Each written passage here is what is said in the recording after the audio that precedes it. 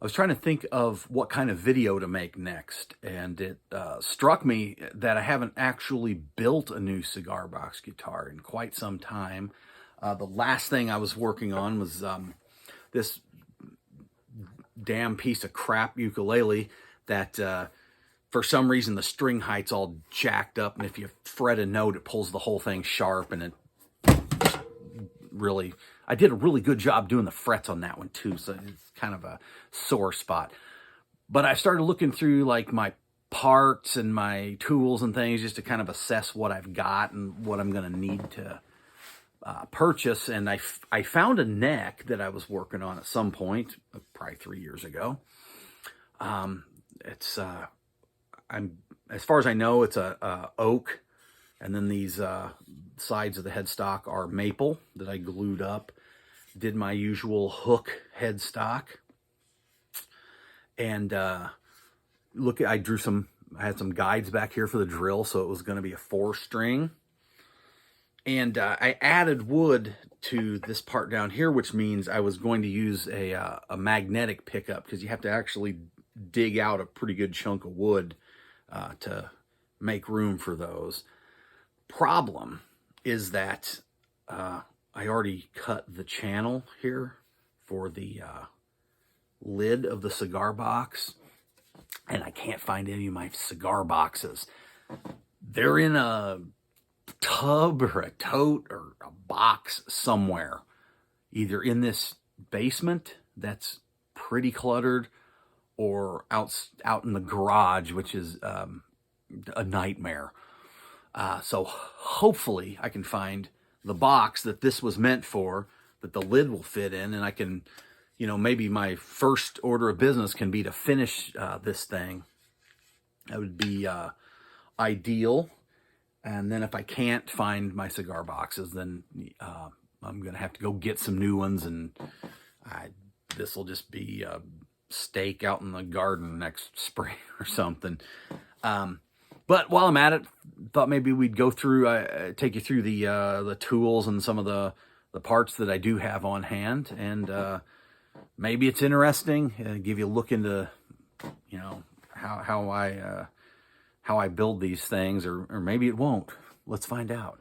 One of my most important tools when I'm making fretted things, which isn't very often so far, but is these fretting scale length templates that I got from CB Giddy Crafter Supply. These are super cool. Get over here. This one is a 25-inch scale, so basically same as a Fender Stratocaster. All I do is I line this up.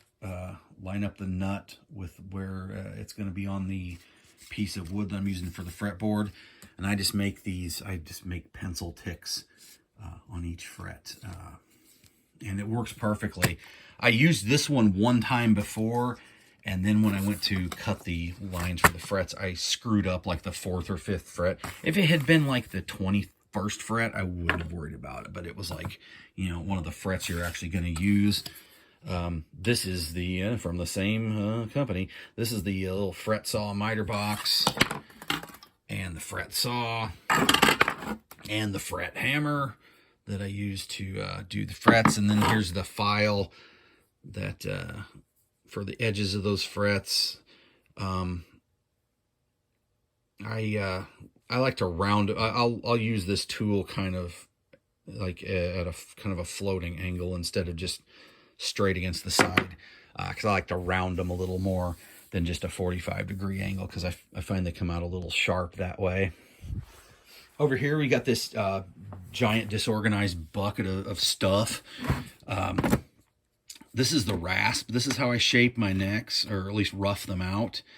I use both the round and the flat side. And then I have an electric little orbital sander that I use to sand things down. After 10 years of doing this stuff, you can kind of get pretty good at just eyeballing it to shape a neck and having it, come out with the right amount of curvature and tapering and everything else. I got my little solder station in here. The soldering iron's down there someplace. and just a whole bunch of clamps and safety goggles. Very important if you're doing anything involving flying pieces of wood. Over in this bucket, I got some sandpaper. There's some electronics junk that I just bought kind of randomly because the Radio Shack was going out of business several years ago. More clamps, scraps of wood, some tweezers. What the heck is this? Oh, these are tuners off of an Ovation guitar that was trashed. Glue sticks, yeah, you know, hot glue comes in handy for certain applications. This is actually the first ukulele I ever had. I got this. This thing's 40 years old, I guess. Got it for my 6th birthday. It was my first. It was my first real stringed instrument that wasn't the Dukes of Hazzard plastic guitar that I got like the Christmas before. Yeah, sandpaper packaging. What are these? Oh, ukulele tuners. Which is funny that I have the this really old set of tuners and a chisel, and I got tuners. I got tuners everywhere. I got 2 of these black ones. Most of these are from CB Giddy.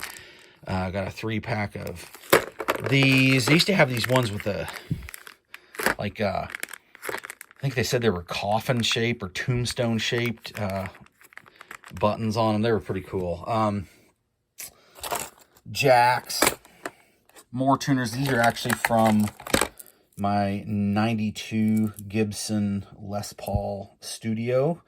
I got it new back in high school. And it came from American Musical Supply with the G tuner pre-bent. And so that tuner fell apart. I found a replacement and did that. And then that one fell apart. So I eventually just took them off and replaced it with Schallers. Or Schallers, however you pronounce it. What else we got? Oh, here's the pickup. Here's that 4-string Electric Delta 4-hole pickup harness.